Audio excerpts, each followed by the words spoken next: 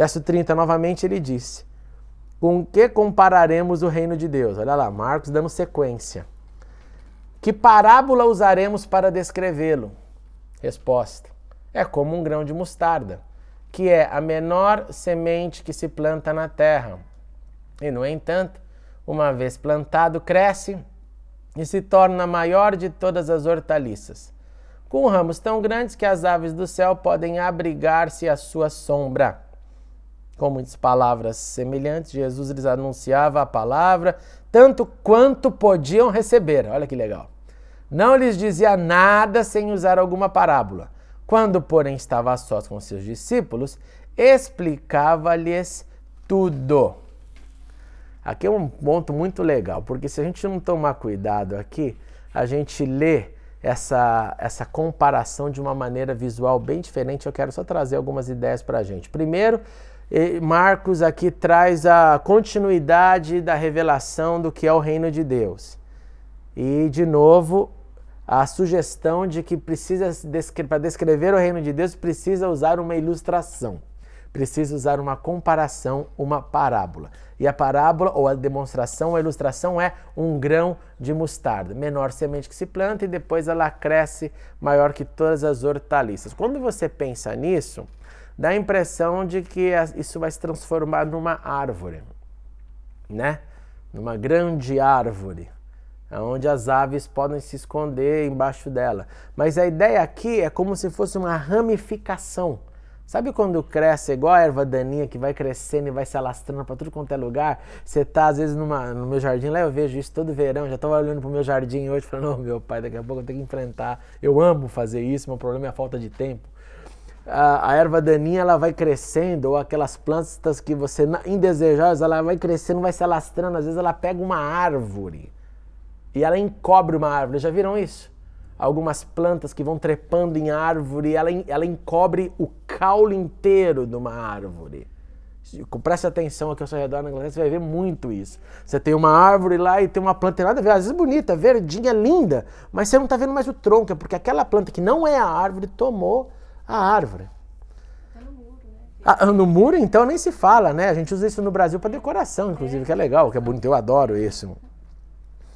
Jesus está dizendo aqui que a ilustração do reino de Deus é como esse arbusto, como essa planta que vai crescer e vai penetrando em tudo quanto é lugar.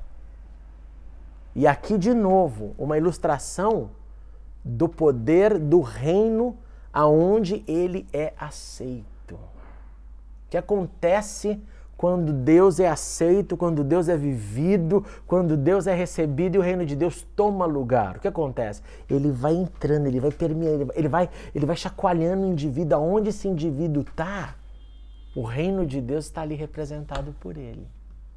Não é assim que deve ser? Ou nós recebemos esse reino para não, mas nesse setor aqui do meu trabalho eu não posso ser a manifestação do reino. Não. O que Marcos está tentando dizer aqui, através, claro, na narrativa de Jesus, é que esse reino, ele se alastra. Esse reino, ele contamina positivamente. Esse reino começa com uma menor das sementes. Algo pequenininho, algo que parece não ter valor, mas que ele vai se tornando até depois morada, abrigo. Eu uso aqui das aves. Mas, de novo, se você pensar isso na prática, é como que acontece essa manifestação? Da seguinte forma, eu e você recebemos a sementinha pequenininha, cada um de uma forma, cada um num momento na vida. Ou via sua casa, seus pais, ou um amigo, de alguma forma. E depois isso entrou em você e começou a tomar lugar.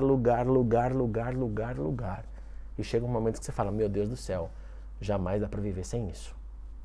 Certo? Essa é a certeza que o reino entrou. Você fala, jamais dá para imaginar minha vida sem isso. E na hora que isso acontece, você é um ramo dessa grão de semente de mostarda que nasceu e floresceu. E aonde você está, você manifesta e representa o reino de Deus. Com isso em mente, me responda uma coisa. Por que então tanta gente que diz que conhece a Deus, manifesta o reino de Deus nas camadas, por exemplo, da política, do poder, mesmo sem ser o poder político, no poder da vida, em empresas, mundo corporativo, vivendo sem ética, e fala que tem Deus. E manifesta em prática aquilo que você que tem Deus ouve ou vê, você fala, tá estranho esse negócio. Te dá mais indigestão do que bonito alguém representando o reino de Deus ali dessa forma bela. Por quê? Porque acontece essa representação que traz assim desconforto. Essas pessoas são do reino de Deus, não têm ou não são ou não representam o reino de Deus. O que você acha? Pensa na tua experiência, aquilo que você viu, vê na mídia, vê na vida. Gente que às vezes fala em nome de Deus e fala, nossa, mas que Deus é esse? Que desgrama é essa? E aí? Na realidade, eu até, na próxima lição nossa, eu vou entrar bastante nesse tema. Nós vamos falar de igrejas, né? Essa diversidade de igrejas, né? Na realidade, o que aconteceu com o Evangelho, eles fizeram uma releitura, reescreveram o Evangelho, na realidade. Muitos desses pseudos evangelistas que existem por aí, principalmente desses da televisão, eles fizeram reescrever o Evangelho. Só que reescreveram da maneira deles. Faz uma interpretação da maneira deles. Eles não deixam Deus falar, eles não deixam o Espírito Santo falar. É eles que falam, é eles que falam. Então, mete os pés pela mão. Né? Então, eu até coloco isso aí. Eu não sou contra até um evangélico, né, um pastor ou uma pessoa evangélica, se envolver na política. Absolutamente. Eu não sou contra. José no Egito, ele entrou na política, só que ele não se contaminou com os manjares do rei. Exato. Né? Então, infelizmente, o que nós vemos são pessoas ligadas à igreja, entram para a política, experimentam os manjares do rei e esquece que a delícia é fatal. E aí dançam. Exato.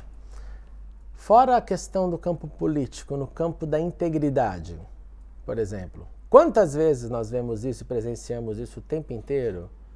Gente que traz o nome de Deus na boca e que, por exemplo, vive com caixa 2. Que vive com uma vida totalmente errada.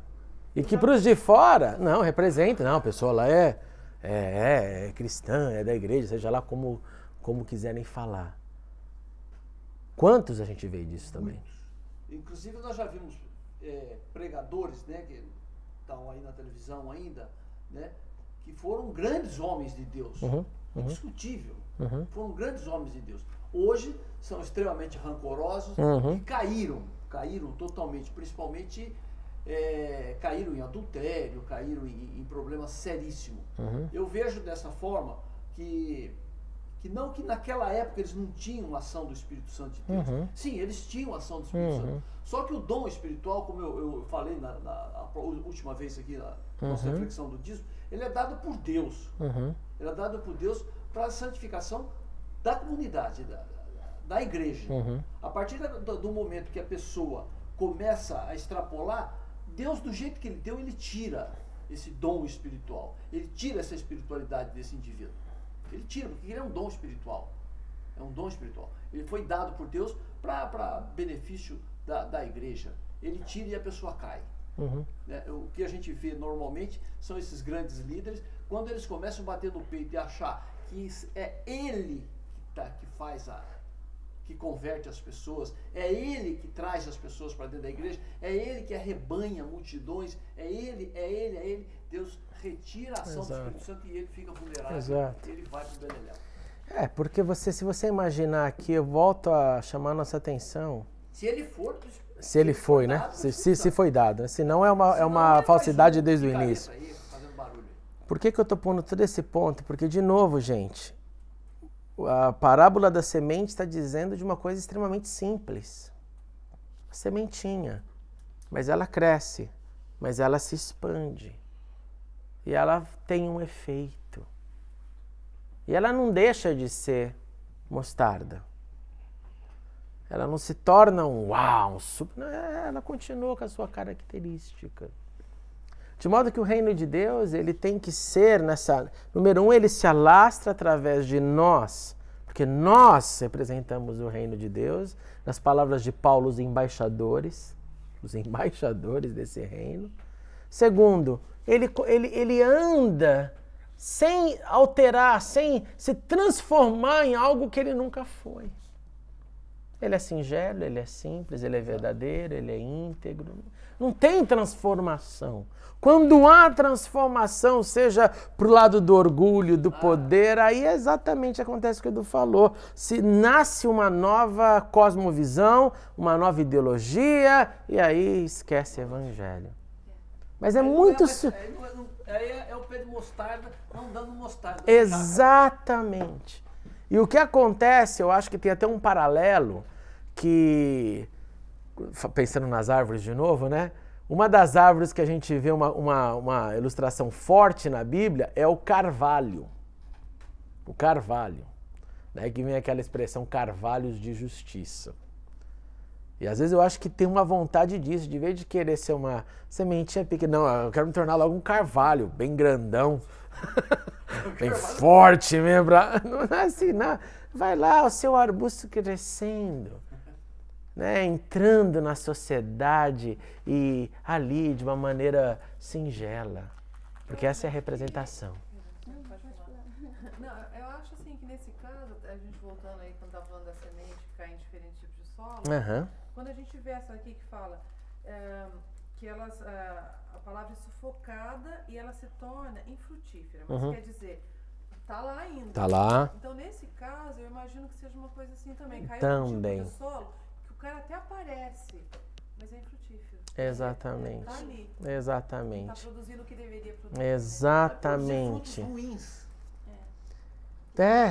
Geneticamente transformado, alterado, porque não era para ser assim, exatamente. E muito legal, Sandra, porque você vê que assim, não há nesses ensinos de Marcos colocando aqui solo, semente, mostarda, não há dúvida se o grão, se a semente é verdadeiro, mas é o que acontece depois. É o que acontece depois. Mas o dom de Deus é sem arrependimento, né? Diz a Bíblia. Mas eu acredito assim que esses que a gente está falando, eles devem usar o dom de forma errada. E eles mesmos se enrolam depois, se complicam, né? Com certeza. Jesus deixou claro isso.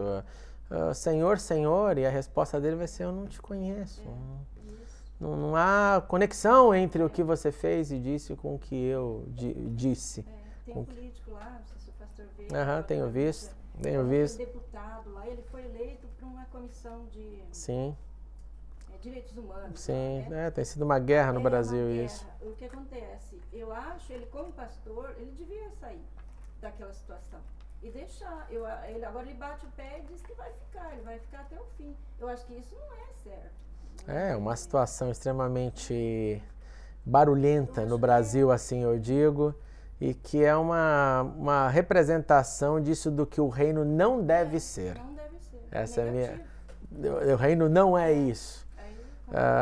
Eu acho que o reino deveria. O alastrar-se do reino deveria acontecer de uma maneira diferente, não dessa forma tão prejudicial, triste, lamentável. Né? A gente vê assim, usando esse exemplo que você falou, né, da mostarda, que não é um negócio que está crescendo para cima. Tem que ser exatamente. Nível, né? Mas é que de repente esse nível é pouco, então o cara quer ir pra cima. É pouco. E aí é uma das disfunções do que tem acontecido nas igrejas. Ao invés de entender que aqui é um para o outro, e deixa a coisa. Não, a gente tem que ir para as cabeças, a gente tem. Jesus que era Jesus. Não quis ter 1000 discípulos. Pegou 12, deu um trabalho danado. E um ainda acabou suicidando-se. Olha que drama. Imagina você falar assim, olha, aqui na igreja aqui um irmão se suicidou. É igual, acaba. Pô, o irmão se suicidou, ele estava lá, no final não aguentou o rojão. Mas já tomando conta, olha lá, exato, a hora que acontece, quem vai lá. Jesus, assim, deixa agora a coisa se expandir, porque quem tem ouvido vai sempre ouvir. Quem não tem não vai ouvir nunca, não vai ouvir. Verso 35, naquele dia, ao anoitecer, disse ele aos seus discípulos, vamos para o outro lado. Deixando a multidão, eles o levaram no barco, assim como estava. Outros barcos também o acompanhavam. Levantou-se um forte vendaval, as ondas se lançavam sobre o barco, de forma que este foi se enchendo de água. Jesus estava na popa, dormindo, com a cabeça sobre um travesseiro. Os discípulos acordaram e clamaram, Mestre, não te importas que morramos? Ele se levantou, repreendeu o vento e disse ao mar, aquiete-se, acalme-se. O vento se aquietou e fez-se completa bonança. Então perguntou aos seus discípulos, por que vocês estão com tanto medo? Ainda não têm fé? Eles estavam apavorados e perguntavam uns aos outros, quem é este que até o vento e o mar lhe obedecem? Bom, algumas questões da natureza aqui nesse texto. Primeiro que nós estamos falando aqui do mar da Galileia, nós não estamos falando do mar Mediterrâneo. Segundo, é que se você não conhece o que acontece no mar da Galileia, você acha que isso é um papo furado. Porque como uma lagoa pode dar ondas ao ponto de um barco, de alguém que está num barco achar que vai morrer. Tá? É no mínimo você parar para pensar. Mas o fato é que Israel é como a gente fala em inglês, é um crack, é uma rachadura do topo até o final, do norte até o sul. E por causa disso, vem um vento violento que vem do deserto lá embaixo, do Egito, do Sinai, e corta Israel e de cima também das regiões do Líbano. E quando faz essa corrente e passa ali exatamente pelo mar da Galileia, o negócio ali fica como se fosse um mar revoltado. E isso é um fato já presenciado, conhecido e registrado pela história da Galileia, pela história da região, que fica um negócio feio, mas é tudo por causa do vento, um vento, esse corredor de vento que acontece naquela região. Esse é o primeiro ponto. Segundo ponto é que existe um paralelo aqui lindo entre Jesus que dorme no barco, discípulos apavorados e a conclusão ou o final da história, dessa história, com uma situação igualzinha, quase muito próxima, acontecida com outro profeta. Qual história é essa? Todos vocês sabem. Jonas dormia. Não, vamos por ordem. O mar estava revoltado, Jonas dormia e todo mundo desesperado achando que ia morrer. O mar estava revoltado na Galileia, Jesus dormia e todos os discípulos achavam que iriam morrer. No primeiro caso, acorda esse camarada, conta a história que está acontecendo e ele fala, eu sou o silêncio dessa tempestade, lance-me ao mar. No segundo caso, eu dou comando ao mar que se aquiete. E o mar se aquieta. Mas é um paralelo fantástico, porque o desobediente tem que ser lançado nas profundezas do mar. E o santo somente fala com o mar aquiete-se. E dá bronca ainda em quem não teve essa ideia antes. Vocês não têm fé. Gente, imagine você e eu lá atravessando para Caledo. Atravessando para Calê o Canal da Mancha. E começa aquela loucura e vai afundar, vai morrer. Você já passou ali? Já passei uma vez lá. Um dia das maiores tempestades da Inglaterra e eu estava lá. Segundo aqui esse texto, o contexto é que, olha, Jesus está no barco, fica na paz. Fica na paz. Não tem fé para falar, aquiete-se, mar? Você está entendendo o nível que Jesus tenta colocar a situação? É brincadeira. Agora, eu imagino que esses camaradas pensaram no Jonas. Eu acho que no final depois, alguém ali deve ter. Mas olha, vai similar a história, né? Os dois dormiam, mas um levanta e fala, Márcia, quiete. Um tem poder para falar, enquanto o outro não. A desobediência. O que nos mostra nesses dois paralelos que a desobediência faz com que você e eu viva a consequência. E a obediência faz com que eu e você sejamos parte da solução. A desobediência leva para a consequência. A obediência, eu e você, a solução. E isso é lindo. Quando nós somos a solução. Se aquiete todo mundo. Eu cheguei aqui, tá tudo em paz. Sabe, o ser humano que vive para pôr o pano quente, na água fria, né? Nas situações que estão pegando fogo. Olha, eu venho aqui para resolver. Isso é ato de obediência. Jesus, Mar, não tá tudo bem. O quê? Ela fez isso? Não, vamos agora. Vamos cortar a orelha. Exato. Não, é tão bom ser parte da solução. Isso demonstra obediência. Isso é lindo, lindo, lindo. Como é que está o nosso horário? 5 minutos. Então não vou entrar no capítulo 5, senão a gente mal vai entrar nele e vai ter que parar. A reflexão que eu quero terminar então é essa, é que sejamos os obedientes que trazem que possam gerar solução, que traz solução para tudo. E não o desobediente que pague com a sua vida, com seus dias, com a sua tristeza, por não ter feito o que deveria. Vamos orar. Obrigado, Senhor, porque tua palavra é verdade. E obrigado, Senhor, porque o Senhor nos motiva, nos encoraja a continuar a vida pela fé, para sermos solução, para sermos a extensão do teu reino, para sermos aqueles que contagiam, para sermos, Senhor, embaixadores teus, para perpetuarmos o seu reino aqui na terra. Ajuda-nos nessa tarefa, Senhor, e que sejamos esses que lançam a semente, esses que receberam a luz, esses que vivem querendo mais, como a tua palavra diz, e irão receber mais. É tudo o que queremos, Senhor. Faz-nos, Senhor, a cada dia crescermos como discípulos, imitando o nosso Mestre e Senhor. E é no nome dele que oramos, no nome de Jesus. Amém. Amém.